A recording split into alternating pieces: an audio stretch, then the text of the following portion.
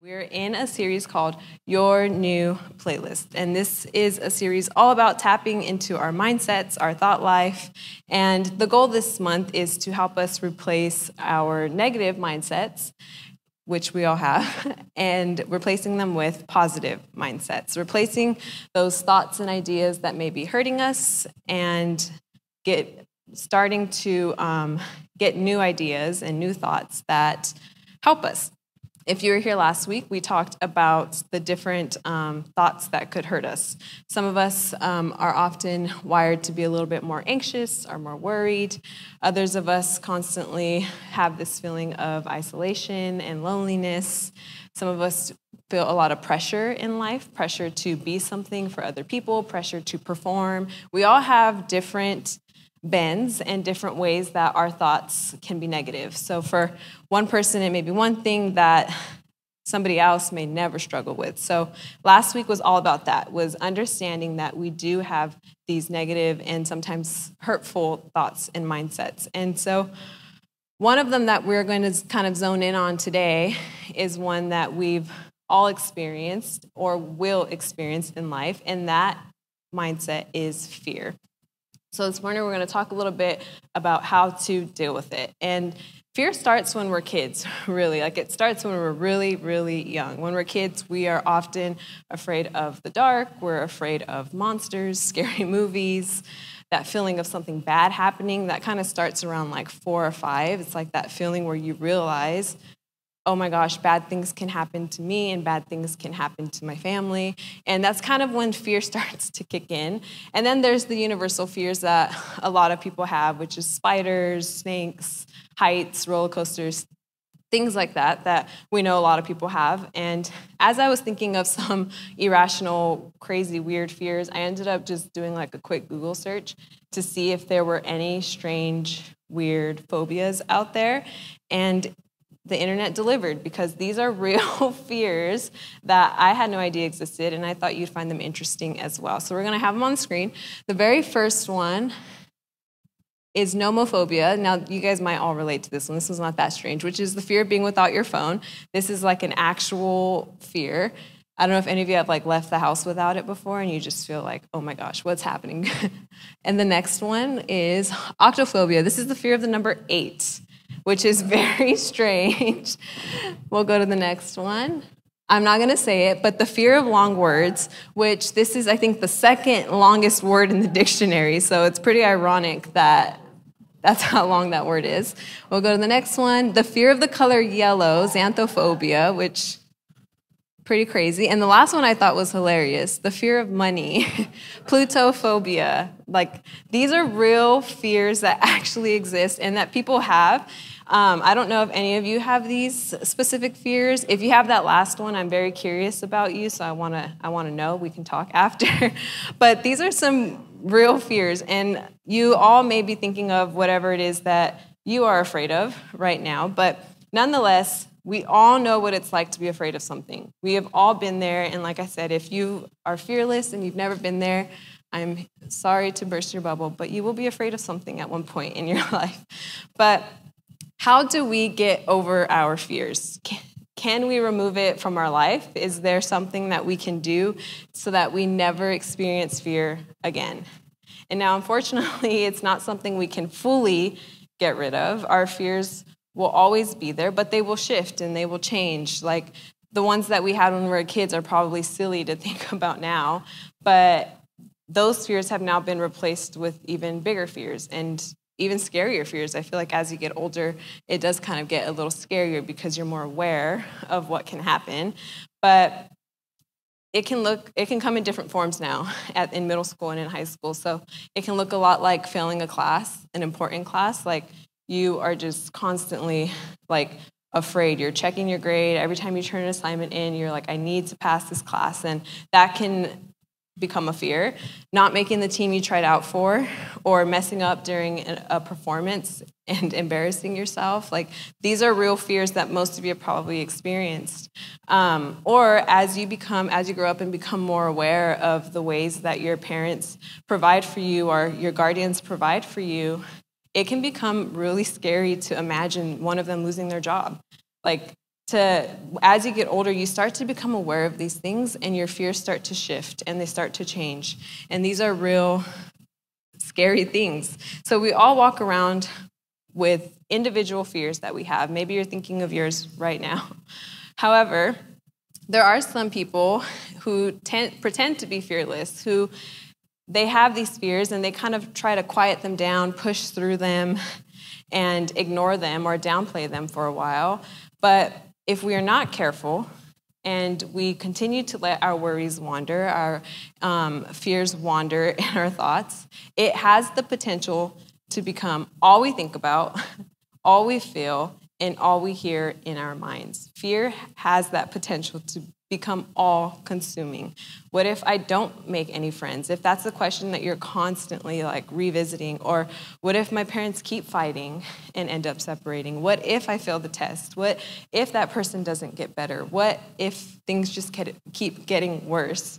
It can become this constant noise over and over and over again. And before we move onto that side of fear, there is something really tricky that we have to acknowledge about fear. And that is that sometimes it can actually be really helpful for us to have fear. Asking what-if questions actually keeps us safe. It keeps us aware. It keeps us vigilant. And it helps us be more cautious around the things that can hurt us, which is not a bad thing at all. Some very practical examples are, if you are afraid of getting burned by fire, the next time you are around a fire, you're going to be extra cautious around it. You're not going to get near it so that it touches you. If you have the fear of heights, the next time you are on a hike, you're probably not going to stand super close to the edge. Your fear is what's keeping you safe. If you have a fear of getting into a bad car accident, you're probably not ever going to get into the car with the drunk driver.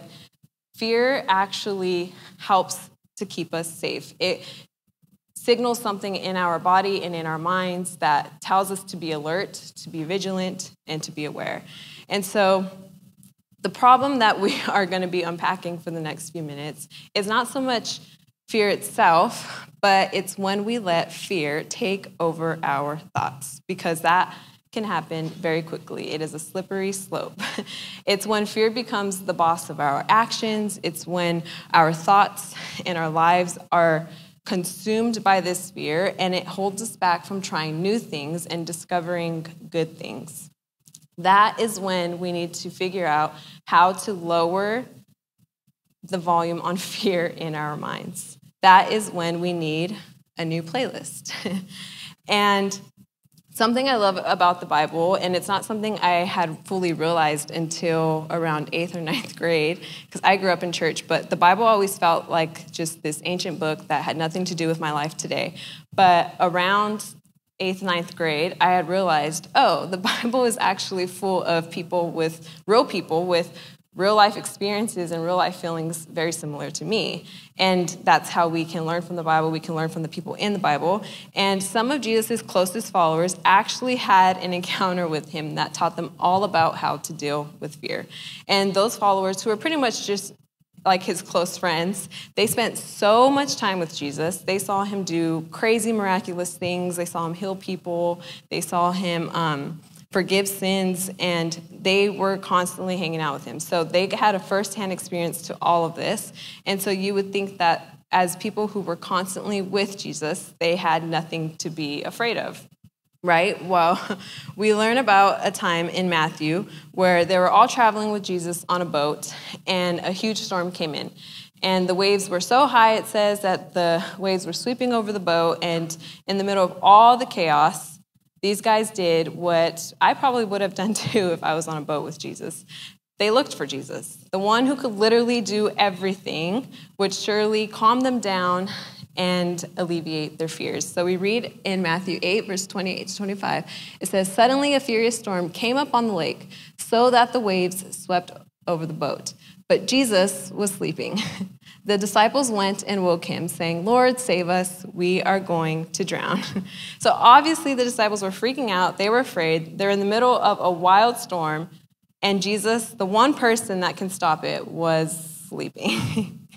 And now when Jesus finally woke up, they probably thought like, okay, finally he's going to stop the storm. He's going to save us.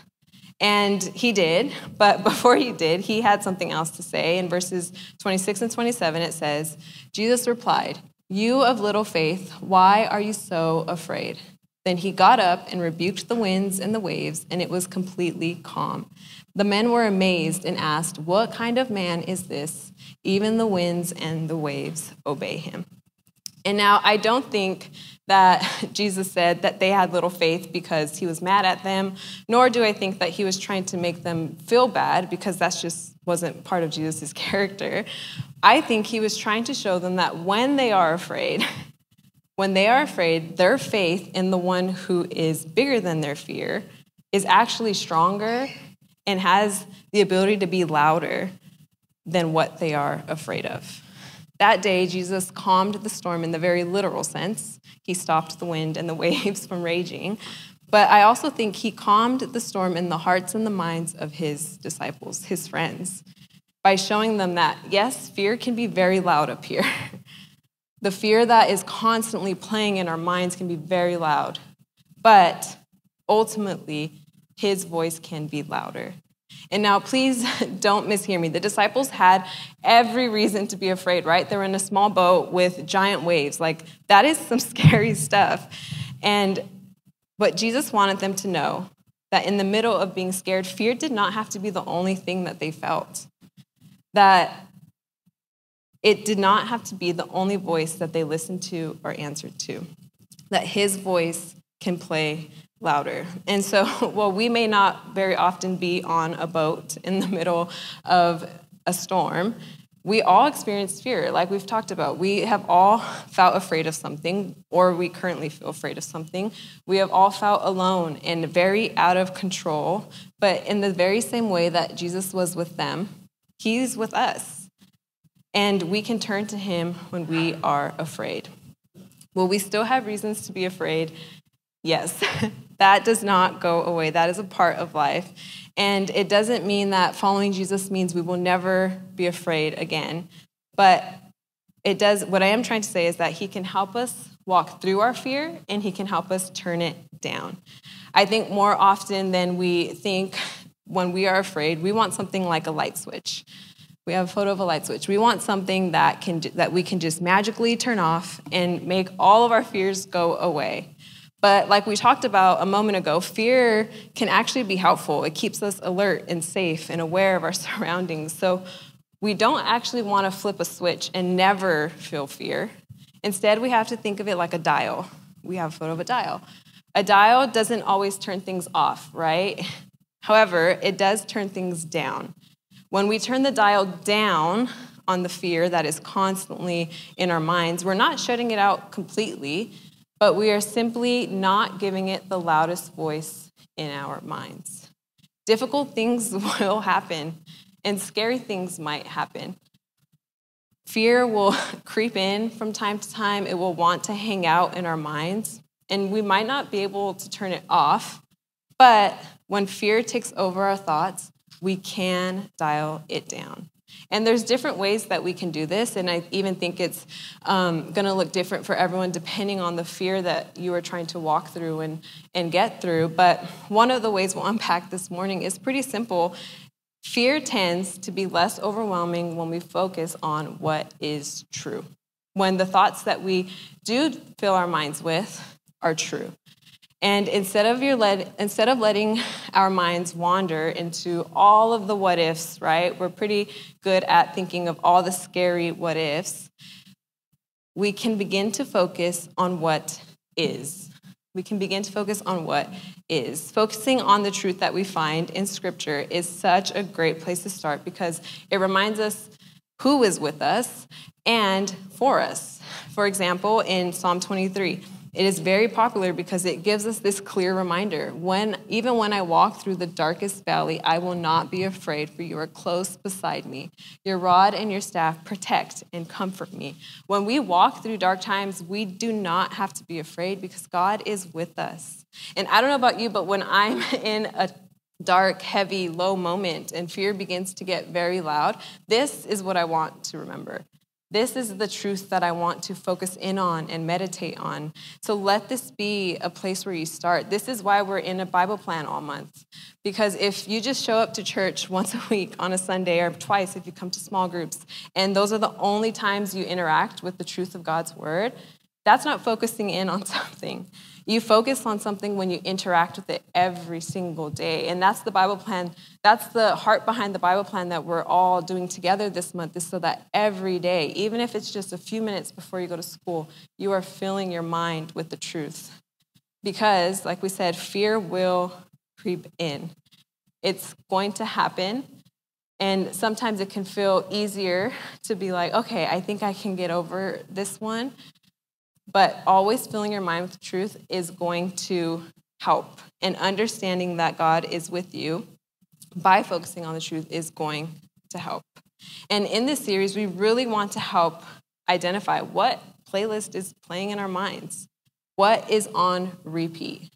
For some of you, it may not be fear. And today you're just staring at me, waiting for me to be done. And that's okay. But I know for others of you, fear does tend to be the loudest voice in your head. You're afraid for your future. You're afraid, you have this constant fear when you walk into a room of what people are going to think of you. You're afraid for your family. You're, like I said, maybe you are fearful that your parents might lose their job. You're fearful about their health. You're fearful about everyone's safety when you're not together. Or maybe in a social setting like this, you walked in and you saw tables and you were like, oh my gosh, I do not want to talk to anybody. I just want to get in and get out. And settings like this make you afraid. Or maybe you need help identifying what you're afraid of. Like, you know that fear is there, anxiety is there, worry is there, and you just can't fully identify it yet. But when fear feels like this constant, overwhelming noise, I hope that you're encouraged to know that as Jesus followers, like mentioned, when you consistently focus on who he is and the fact that he is with you, that can become even louder. And the truth will surely begin to drown out all the other noise that fear tends to bring. And the other thing is that you're not alone in your fear, that other people feel it too. And you can talk about it with someone. Our team here, they're here every Sunday, and some of them are here every Wednesday for you guys. There's so much relief when you speak it, when you let it out and you tell someone, hey, I'm really afraid of this. Can you pray for me? Can you help me? And I'll never forget the very first time I was 16 years old. There was a leader named Nicole, and we were standing right here, actually, in the same building. I finally found the courage one day to tell her, I'm in a really bad relationship, and I know I shouldn't be in it. And funny enough, that person I was with was Anthony, but that's for next month's series. And I told her, I'm in a really bad relationship. I don't know what to do. I don't know how to get out of it. I think we're not good for each other right now. And for her to say, like, okay, let's pray. And for her I didn't even know this, but a couple years before that, she was in a very similar type of relationship. And I was explaining to her, I'm afraid I'm never going to be able to get over him. I'm afraid I'm just going to be sad all the time. And for her to say, I've been there, I have felt that too. It was like such a relief to know that there was somebody older than me, wiser than me, who had been through what I've been through. And I say all that to say that we have a team here who could have walked through a very similar fear that maybe you're going through right now. And you wouldn't know if you never have a conversation. And to think that the relationship I have and still have with that leader started because I was like, okay, I keep hearing these pastors say, come talk to a leader, and I finally did it. It's pretty crazy to think. And so I hope that encourages you, that our team is here for you to have those conversations, even if there's not really necessarily something around fear that you want to talk about. Whatever it is that you want prayer for, that you just want to know, like, hey, what would you do in this situation? Advice, if you just want someone to listen to you, that is what our team is here for. And so I'd encourage you, there's probably one at your table, but if not, you can find someone after. We're all wearing badges. We are here for you. And